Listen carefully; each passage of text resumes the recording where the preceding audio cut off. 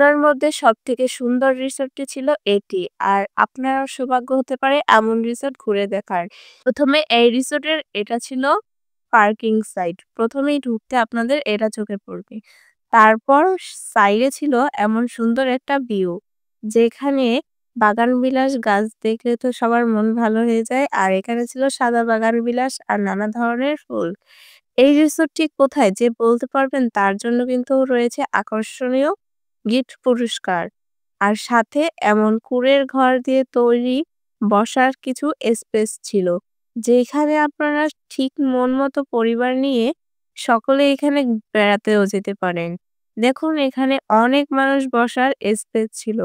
সপরিবারেও যেতে পারেন কিংবা আপনারা একা একাও এই রিসোর্টে ঘুরে আসতে পারেন। প্রকৃতি দেখার জন্য আপনাকে এই রিসোর্টে অবশ্যই আসতে হবে। আর এত সুন্দর ভিউ দেখতে যদি আপনারা এই রিসোর্টে না যান তাহলে কিন্তু আসলেই অনেক বড় একটা দৃশ্য মিস করবেন।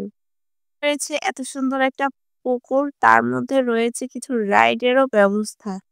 যদি এই রিসোর্টে না যান, আর যারা গিয়েছেন তারা কিন্তু অবশ্যই কমেন্ট করবেন। আর যারা না গিয়েছেন তারা কিন্তু যাবেনই। কারণ এখানে এত সুন্দর ভিউ আপনারা যদি না যান তাহলে কিন্তু অনেক সুন্দর, সুন্দর ভিউ মিস করবেন।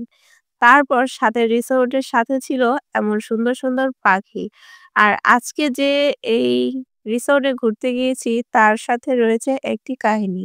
আজকে কিন্তু ছিল রেস্তোরাঁ মালিকদের সব বনভোজন, সেখানে আমিও ইনভাইটেড ছিলাম। আর এত সুন্দর রিসোর্টটা আপনাদেরকে পুরোটাই ঘুরিয়ে দেখাচ্ছি। আর আপনারা যারা আসতে চান তারা কিভাবে আসবেন? আর যারা এসেছেন এই লোকেশনটা কোথায় তারা কিন্তু অবশ্যই কমেন্ট বক্সে কমেন্ট করবেন।